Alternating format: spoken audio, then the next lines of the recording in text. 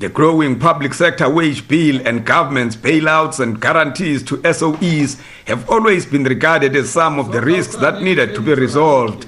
During his recent medium-term budget statement, Mboweni again emphasized the agents of belt tightening and pulling the plug on SOEs assistance. But some lawmakers from his party, supported by the EFF and COPE, would have none of it.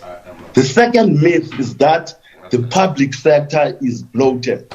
This is, of course, losing credibility now, but it still gets manufactured and repeated as a fact. International research shows that compared to other developing countries, we are in fact understaffed. We must condemn the attitude that the National Treasury and the Finance Minister to undermine the negotiations that was agreed on by the union and the states on annual increases.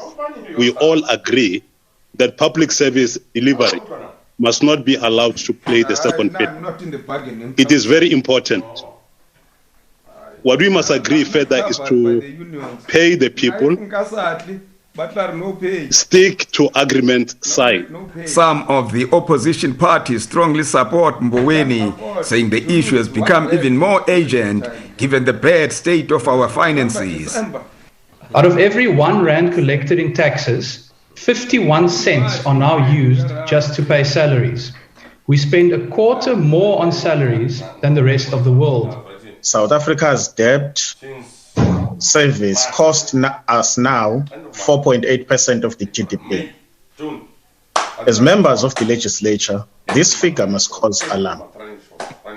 If we as a country continue down this unsustainable path, we may not have a feasible economy of which to speak.